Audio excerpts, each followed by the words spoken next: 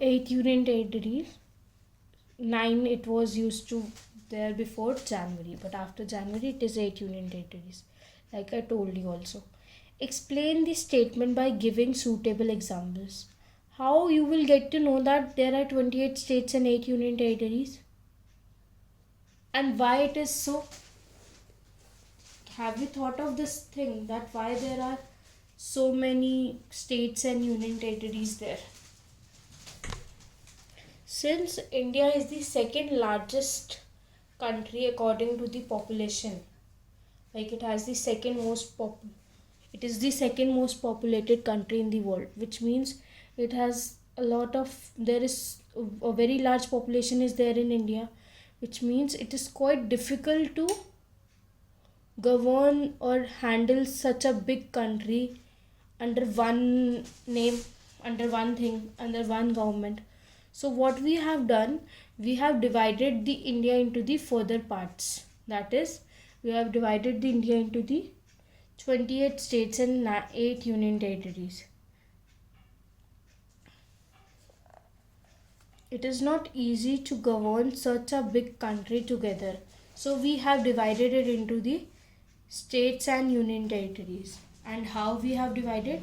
Like we have different states here. For example, we have Punjab, Haryana, Assam, Kerala, etc. Out of 28 states, any name you can write here. We have so many states here and union territories, like we have Ladakh, Andaman and Nicobar Island, Dadar Nagar Haveli, Jammu Kashmir, write any of the names.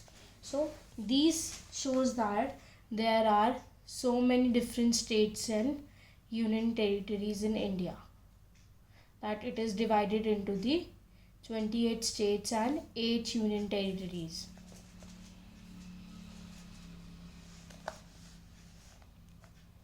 Now next question.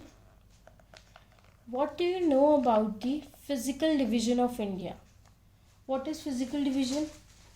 Physical division means it includes physical features like mountains, plateaus, plains, coast, islands. And India has a diversity of such features. India has a diversity of physical features like mountains, plateaus, plains, coast and islands. So what is the physical division of India? Like we have the political division. Political division is what? 28 states and 8 union territories.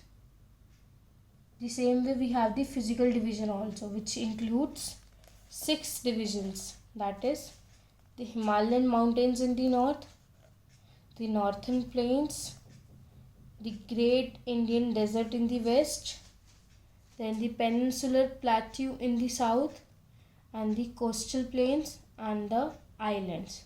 So these are the 6 physical divisions of India.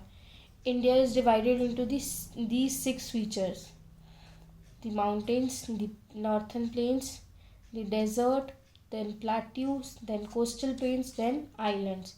These are the 6 different features India has. The 6 physical features India has. Okay, so this much is clear. So short question answers are done. Then moving forward, next question is describe the following. First one is Indian Ocean. Indian Ocean is the water body that lies to the south of India. You have to describe about India. Like I told you, at the south of India, India has the 3 water boundaries on its 3 sides. So these are the 3 water boundaries India has: Indian Ocean, Bay of Bengal and Arabian Sea. Now which is Indian Ocean? Indian Ocean is the water body that lies to the south of India. It means suppose this is India, this is your India. So this is the south part of India. So which means Indian Ocean lies here on the southern part. So if you have to describe Indian Ocean means it is a water body that lies to the south of India. Then Bay of Bengal. Bay of Bengal is the water body that lies to the southeast of India. Southeast means, look here. This is your east. This is your west. That upper part is your north. And this is your south. So it is telling me southeast. Southeast. So middle of southeast. This part is southeast. So this here we have Bay of Bengal. So this is southeast. So if I have to describe Bay of Bengal, it means it is a water body that lies to the southeast of India. The water body that lies to the southeast of India is known as the Bay of Bengal. Similarly, we have the Arabian Sea, that is the water body that lies to the southwest of India. It was southeast, now it is southwest. Means southwest. Middle of this means here. We have Arabian Sea. So, 3 water bodies: Arabian Sea, Indian Ocean and Bay of Bengal. East, south and west. Because of these 3 water bodies, India, this part is known as the peninsula. Okay. So if I have to describe these 3, I'll describe like this. It is the water body that lies to the south of India. It is the water body that lies to the southeast of India. Then Arabian Sea, it is the water body that lies southwest of the India. So now this is the last question of the book exercise. That is, you have to name the following. Any 3 states along the Arabian Sea coast. You have to tell any 3 states name which is along the Arabian Sea. Now look here. Can you see your map here? This is your India. What it is asking me, tell me the name of the states that is along the Arabian Sea. Where is your Arabian Sea? On the west side. Means here is your Arabian Sea. So this all blue part is Arabian Sea only. So you have to tell any 3 named states which is along the Arabian Sea. So you have Gujarat, Maharashtra, Goa and Karnataka. You can write any of the names from here. Is it clear? So I have written Gujarat, Maharashtra and Goa. See here.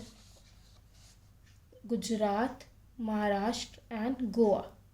3 states. And here we have the Arabian Sea. So I can write Karnataka also. Since it has asked me only 3. So I have written the 3 names only. Now next question is any 3 neighboring countries of India. Now you know how many neighboring countries India has? 8 neighboring countries. There are 8 neighboring countries of India. You have to write just 3 names out of them. So I have written Pakistan, Afghanistan and Nepal. You can write any 3 out of those 8 countries. Next question.